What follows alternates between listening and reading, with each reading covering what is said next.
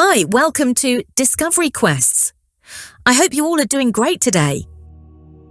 The ancient Egyptians celebrated the New Year in a variety of ways, including having feasts, giving gifts, and exposing statues of gods to sunlight so they could be regenerated. A calendar at the Temple of Khnum at Esna indicates that, for a time, the Egyptians had 3 New Year's celebrations within a single year. People today ring in the new year with parties, fireworks, and champagne toasts, but the ancient Egyptians also celebrated the new year and even had festivities by the pyramids of Giza.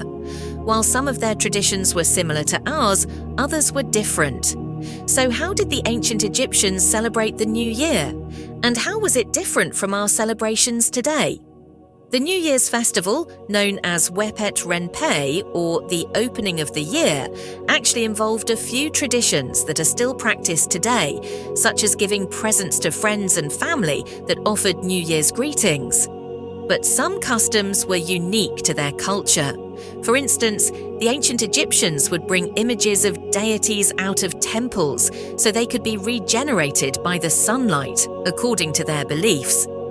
Wepet Renpet had another key distinction. Its date changed over time, and sometimes it was celebrated multiple times a year. One interesting record notes that, for a time, the Egyptians celebrated 3 of these festivals in a single year. The ancient Egyptians had a migrating new year. The Egyptian calendar had 365 days in a year, but it did not have a leap year.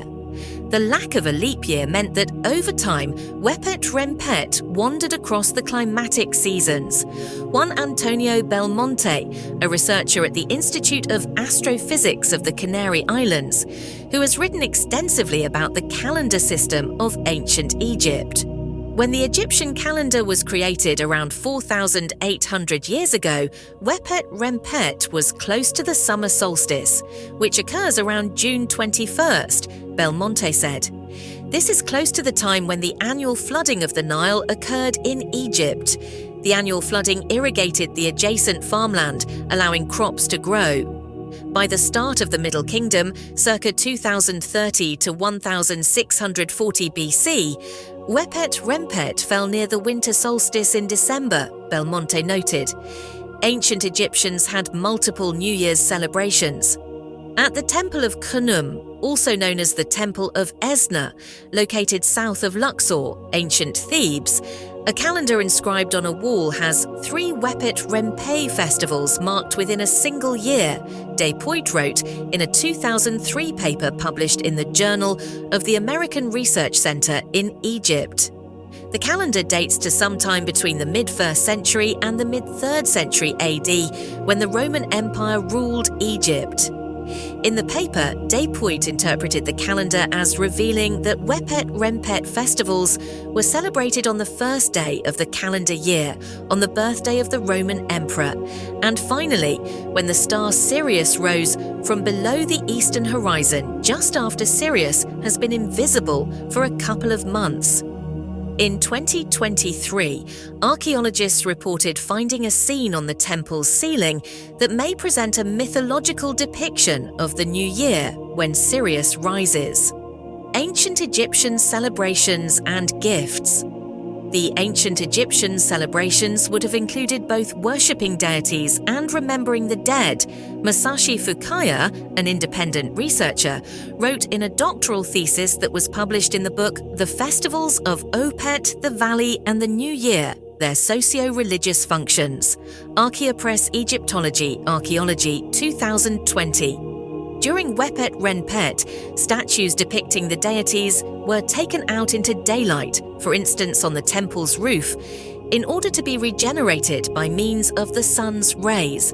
Simon Connor, an archaeologist at the French Institute of Oriental Archaeology, IFAO, wrote in his book Ancient Egyptian Statues, Their Many Lives and Deaths, the American University in Cairo Press, 2022.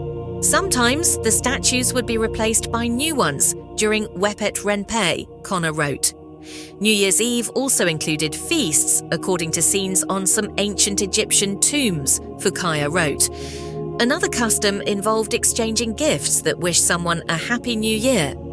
The most famous object type relating to the New Year is the New Year flask, a lentoid vessel typically made of faience or glazed ceramic. John Baines, a professor emeritus of Egyptology at the University of Oxford, told Live Science in an email. Some of these flasks contain inscriptions wishing the recipient a Happy New Year.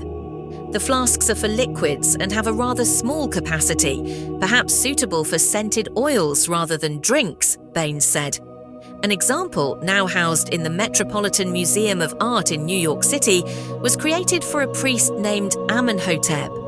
The flask contains inscriptions that ask the gods Montu and Amun-Re to grant Amenhotep a Happy New Year, the museum reported. That's it for today. We will meet with another interesting topic very soon.